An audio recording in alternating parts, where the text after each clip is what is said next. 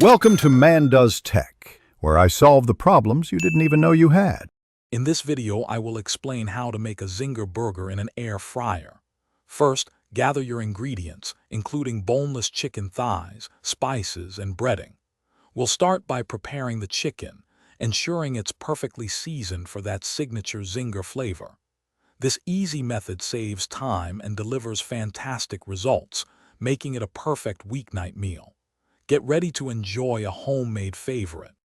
To begin, marinate 2 boneless chicken thighs in a mixture of buttermilk and a dash of hot sauce for at least 30 minutes. Next, season them with 1 teaspoon each of paprika, garlic powder, and a pinch of salt and pepper. Then, dredge each piece thoroughly in seasoned flour, ensuring a complete and even coating. This step is crucial for achieving that wonderfully crispy exterior when air-fried. Preheat your air fryer to 375 degrees Fahrenheit. Place the breaded chicken thighs in the basket, ensuring they are not overcrowded.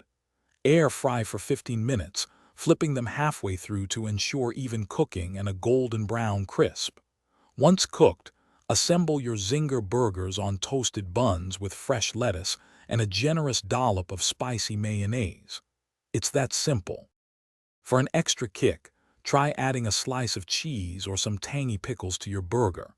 You can also adjust the amount of hot sauce in the marinade to control the spice level, making it perfect for everyone. Don't forget to toast your buns for an even better texture. And for a sparkling home, check out the Shark AI Ultra Robot Vacuum link in the description, along with other great deals. Enjoy your delicious, homemade Zinger burger. Thanks for watching. If you found this helpful, don't forget to like and subscribe.